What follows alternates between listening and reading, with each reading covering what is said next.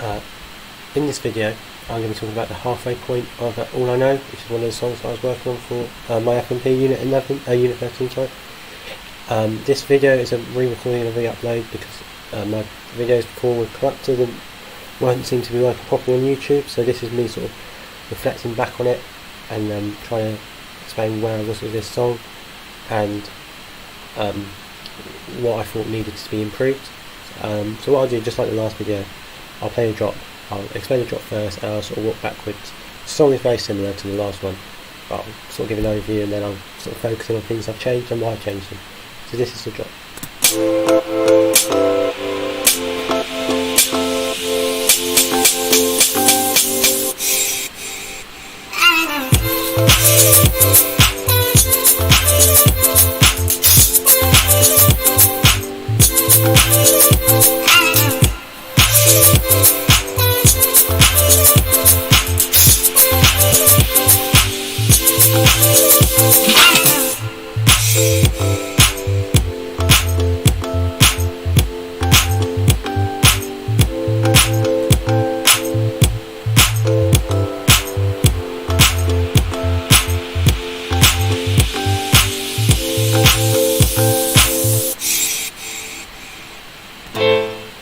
So that's the drop for All I Know.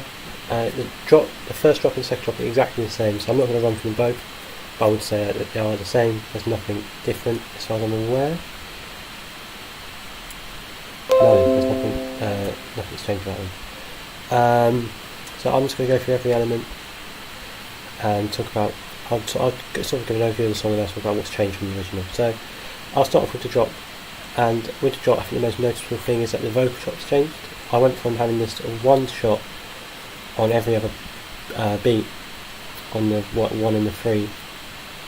I went from having this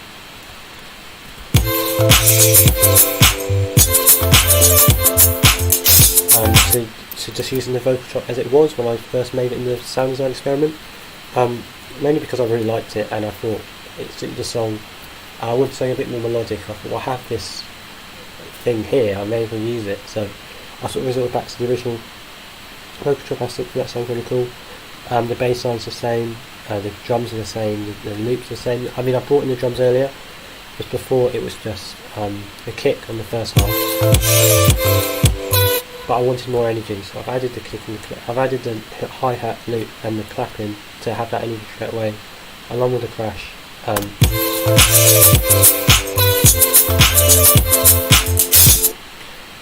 The processing on everything is near enough the same. The vocal chop here, it's got the distortion, the reverb, the EQs, the sidechain, which was really important, sort of creating that sort of making room, sort of ducking it, so that sort of a bounce to it. So the drop is really the same. I've still got the little drum fill here at the end, that transitions from the end of the drop to that sort of transitional periods of the calls on the drums.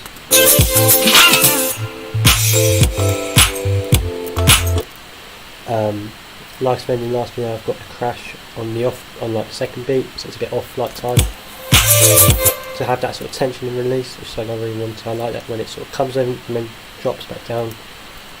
The drop is near enough the same, other than just the way I've sort of composed it. The elements coming forward, more elements, more melodic elements, I should say. Anyway, I've shown you if this was in the first one, but I don't think I mentioned it. Is that I have this little automation here on the vocal. It's just called automation here, and so I haven't taken away. If I took out the first one shot of the vocal, it would sound like this, and it was taken off. But I thought it'd be really cool if it sort of slides in. It's that sort of like gliding. It's almost legato, but it's not because it's with volume. But it just sort of slides you back in. It's like a little sort of wave sort of thing. I'll solo it as well, so it's really cool.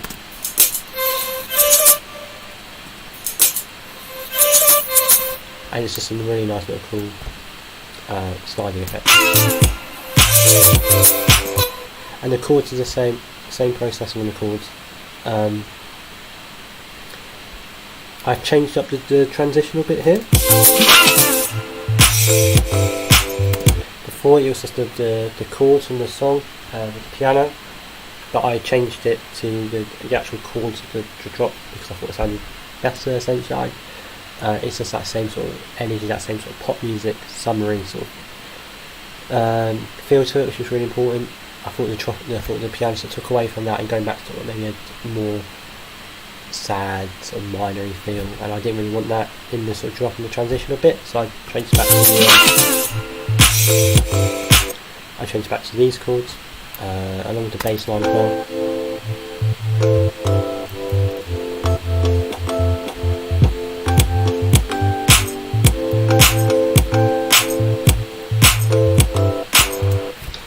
Which I thought sounded really cool in the context of the song. It's just, yeah, really just sort of carrying that over into this verse, sort of getting less and less in your face, I guess you could say. It's not the right musical term, but there's less elements going on.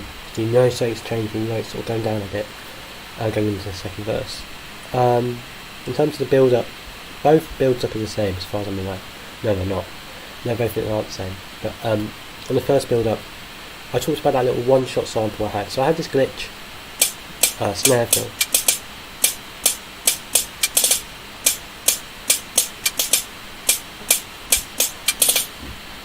For the build-up. And I thought it sounded really cool, but I also I took that one shot and I had it on every beat. So it has that initial hit. So it's very sort of electronic. It's a prominent feature in electronic dance music, having that sort of hit on the one. So I've taken that one shot, I've just sort of experimented using it as just as the fill itself, so it's a really simple pattern.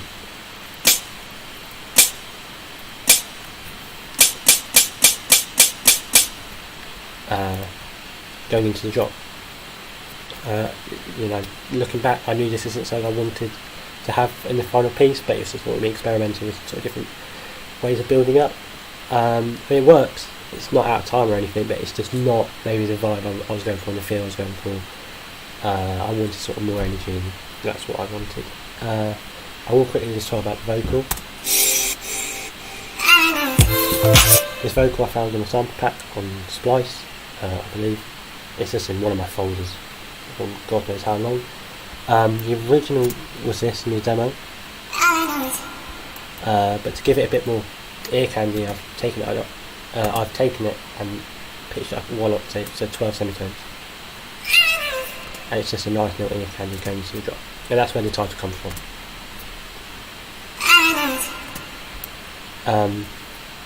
So that's the build up.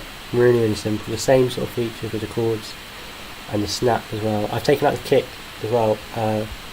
Before I had the kick on the beat, but I thought I didn't really like that, because for me, build-ups are all about sort of taking away the low end in preparation for the low end to be hit back in the drop.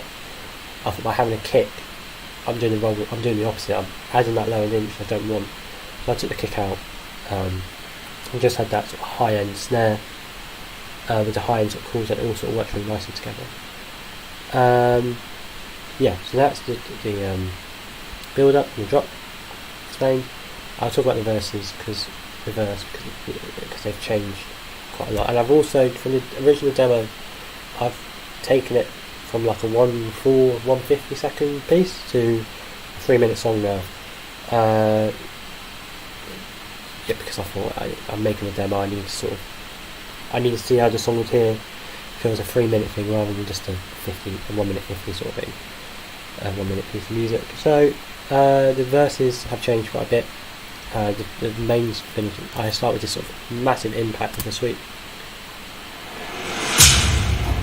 very sort of orchestral, sort of rise of sort of war drum sort of thing, going into battle. It goes into the chords. So I'll just play the verse.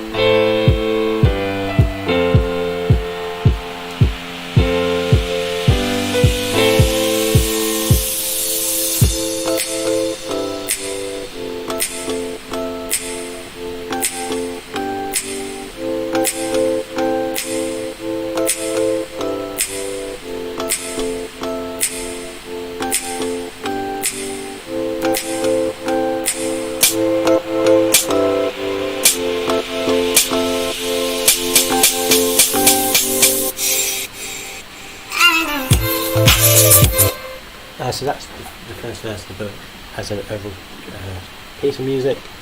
It starts off with the chords, and that's for me the most important thing of any song, but in this song it turns out to be really important.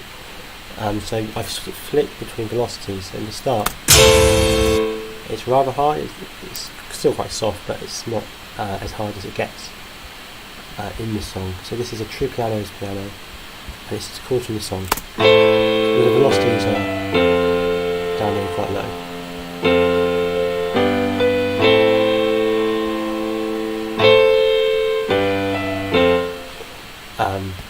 And then that switches to this, where all the velocities are at full power, full limit, all the velocities are at the highest point at full velocity.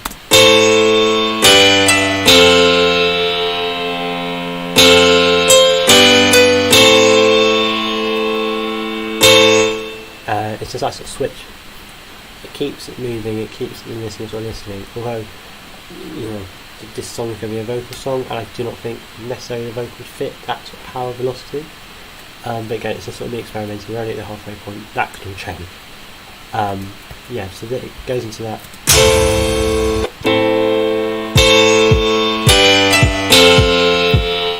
Along with the subby kick from the drop, and with some sort of vinyl crackles. You can't really hear, but yeah, I know. And that just the really high velocity chords gone 4 bars, and then it goes back to the softer chords.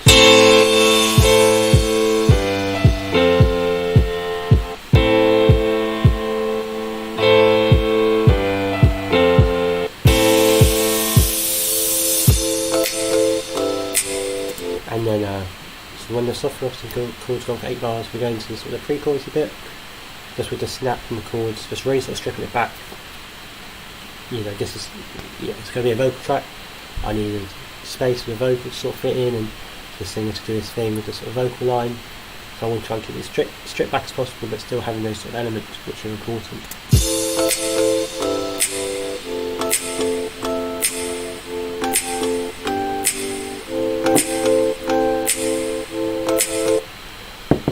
So it's the same snap before from a Vengeance sample pack, and then just leaning into the build up. All the processing is still the same on the chords. That's on number 10. Yeah, just again, the note. I think I explained in the last video. The preset in XFP Avenger was so clean, and it had plugins already on it, edge effects already on it. I think, and then it had a delay on it already, a reverb on it. It sounded really cool the way it did, just out of the box. I just wanted to make sure, so the effects I have put on it are just an EQ ticker that low end, a low pass filter, which I'll talk about in a sec. I think I've already explained it, I'll talk about it again, and the sidechain. The low pass filter just fades out here. It just fades out a tiny bit, so when it comes back in, it hits harder. So it's just a low pass, really basic low pass.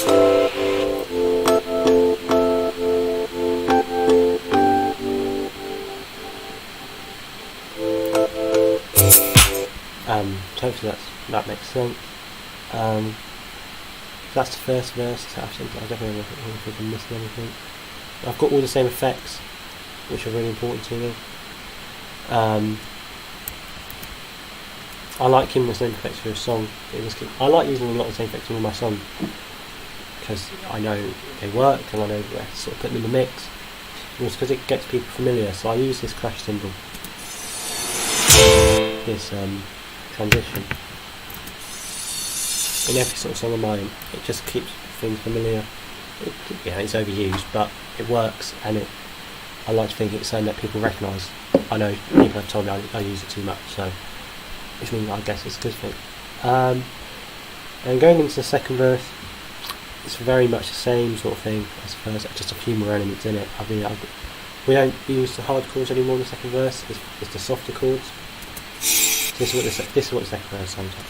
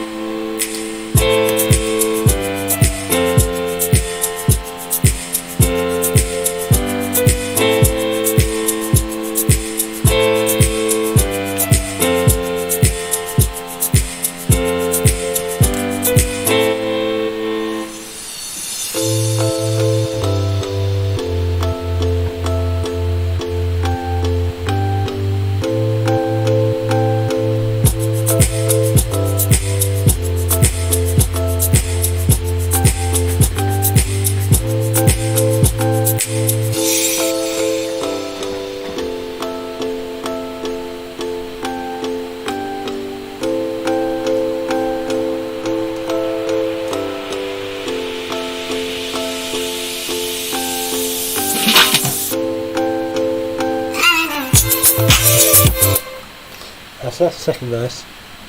Very similar, but that's what pop music is. You've got to keep it a similar sort of feel to it. I wasn't going to do some crazy, big sort of wide synth, big chords in the drop in the second verse because it just wouldn't work and wouldn't fit the genre, and it's not something that happens. So I want to try and keep it familiar, but still adding some bits that are interesting, I think anyway. So the soft chords play out for 12 bars. The only difference is I've just got a few more drum elements. Got a kick and the kick, snap, and a shaker. The shaker's from my Cashmere pack, and the kick is the same kick throughout. Yeah.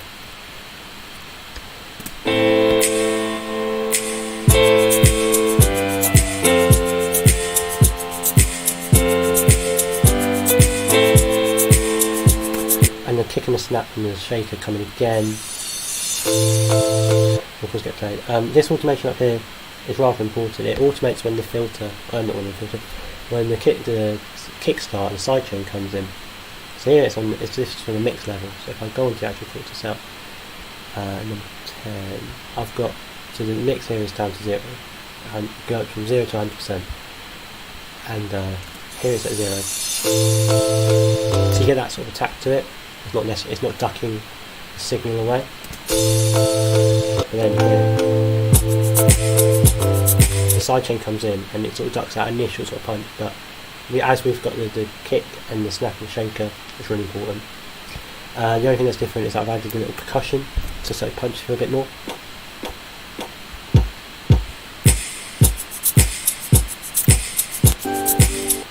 I've just got this long sustained sub bass from Nexus.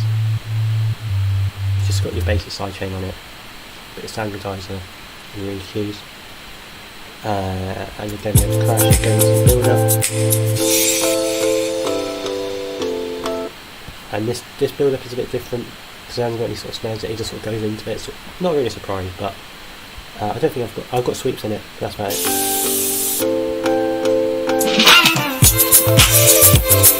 There's something different. I didn't, again, it's something I'm just experimenting with, just trying different ways of going from that sort of build-up stage to the drop. It's just, and we've got the vocals in the drop. It does exactly the same. That's the first drop. So that's the halfway point of the song. Essentially, it's really basic. It's not a complex song at all. Anyone could do it, I think. The processing is all the same. I will talk about one thing. I know this is, I assume this is feeling guy, but I've always done it. On my master channel, I put this isotope Ozone 5. I put it on right from the start. One second, get it up. Here it is. The only excuse I've got for this is that I like having that club sort of feel, and I've got my own preset on here, combined master preset. I think it's just the EDM, that's like an EDM house mastering channel, which I've just edited a bit. I took away the reverb, I think, and the post equalizer, and I like having that club feel to it, so I stick it on. I like the graphics if I turn it off and on, because if I turn it off, I think it's quieter. Yeah, there's a lot of headroom there, but if I turn it on, it's really sort of bumping it up to that 0 dB mark, which I don't want to go over, obviously, but I didn't mention that in the first video, but that's on my mastering chain. That's all will be on my mastering chain. The only difference, the only thing I've got on my mastering chain doesn't actually affect the master. I've got this tape stop, and all that does is in the final beat of the song, it comes in and it just tape stops the chords. Just a little effect. That is all I know, the halfway point. Like I said, this is a re-recording and a re-upload of the video because the old video got corrupted. It's really frustrating, but that's how I made that's the halfway point of all I know. Cheers.